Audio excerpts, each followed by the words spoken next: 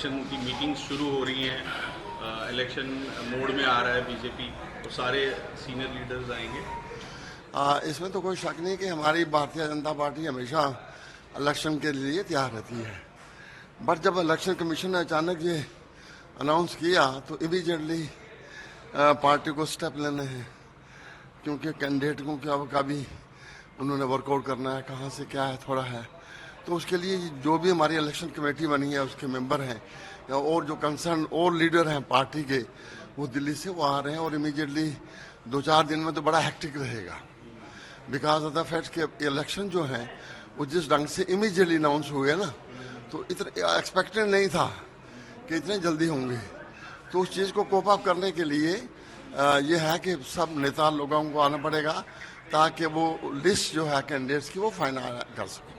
Sir, अभी जुल्फिकार चौधरी जो है वो भी ज्वाइन कर रहे हैं, किस तरह आपको देखते हैं? आप भी उसी एरिया से हैं, क्या कहेंगे? एक बूस्ट मिलेगा?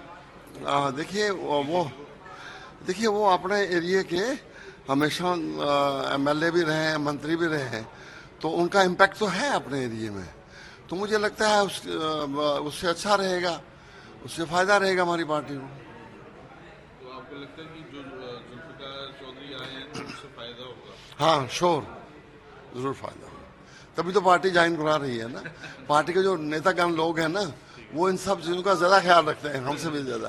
ये जो मीटिंग हो रही है बीजेपी की, इलेक्शंस के बारे में मीटिंग है, क्या कहेंगे? देखिए, जैसा कि हम जानते हैं कि प्रोसेस शुरू हो चुका है, तो उसी संदर्भ में इस प्रकार की बैठकें अभी चलेंगी। आने वाले दिनों में जो first phase, second phase, third phase, इन सभी पर सिलेक्शन का सिलसिला भी चलेगा।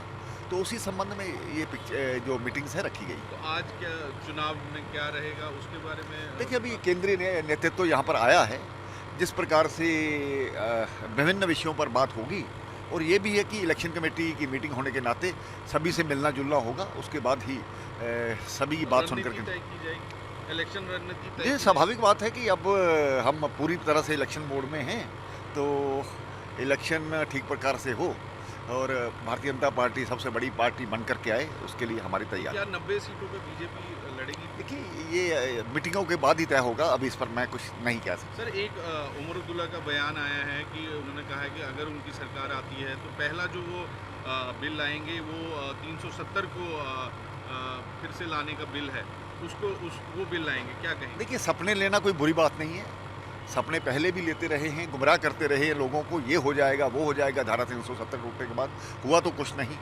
लेकिन ये कश्मीर में जो इस प्रकार की इनकी दुकानदारी थी 370 को लेकर के, लोगों ने उसको नकार दिया है, तभी तो इनको हराया है। दोनों जो पार्टियां हैं, दोनों चीफ मिनिस्टर रहे, तो आगे भी यही होने वाला है। क्या वो बिल ला सकते हैं?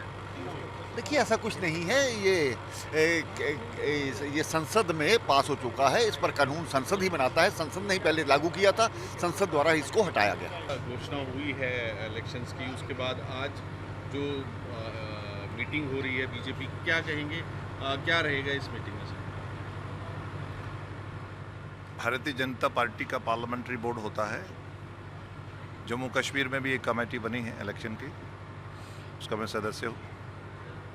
ये हमारे कार्यकर्ता तय करते हैं ग्राउंड से, मंडल अध्यक्ष।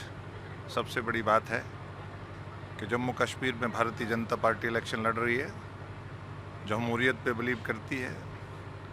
देश के बड़ा हु एंड क्राई करा अपोजिशन है, लेकिन देश के वज़ीर आज़म और देश के वज़ीर दाखिला ने जो लोगों से कमिटमेंट करी थी, और सुप्रीम कोर्ट का जो भी वो था, इलेक्शन होने जा रहा है और होपफुली लोग हमें मौका देंगे। तो आपको क्या लगता है कि सर किस तरह की सरकार आएगी? बीजेपी की सरकार आने वाली है, जो आने वाले इलेक्शन में बीजेपी भारतीय जनता पार्टी को लोग मौका देंगे सेवा करने का। सर, लेकिन इसी में अभी बयानबाजी भी होना शुरू हो गई है। अभी उमर अब्दुल्ला ने कहा है कि हम पहले ही सत्र में हम 370 का बिल लेके आएंगे अगर हम वो जीतेंगे नेशनल कॉन्फ्रेंस। लोगों ने तय करा है एब्रोगेशन का, लोग डिसाइड करते हैं। सर, क्या कहेंगे, आज जो मीटिंग हो रही है क्या क्या डिस्कस होगी? भारतीय जनता पार्टी पूरे तरीके से जम्मू कश्मीर में असेंबली इलेक्शंस की तैयारियों के सिलसिले में मैदान में उतर चुकी है। पूरी ताकत के साथ हम जम्मू के साथ साथ कश्मीर घाटी में चुनाव लड़ेंगे और मुझे विश्वास है कि जो मोदी साहब ने पिछले 10 साल में जम्मू कश्मीर में विकास के कार्य किए हैं, जम्मू कश्मीर में अमन शांति और खुशहाली आई है।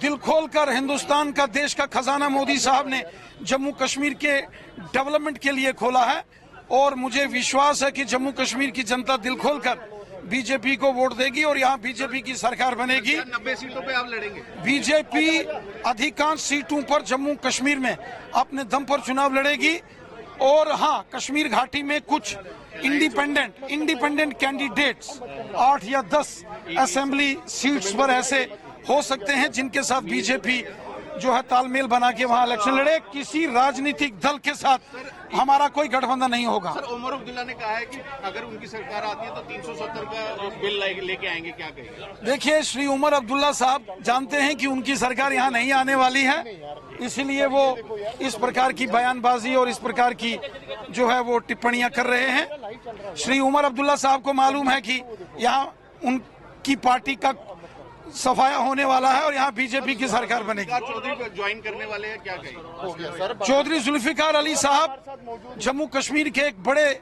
सियासतदान हैं, राजौरी पुंछ के एक दिग्गज पॉलिटिकल लीडर हैं। उनका भारतीय जनता पार्टी में स्वागत है, उससे बीजेपी को जबरदस्त ताकत मिलेगी।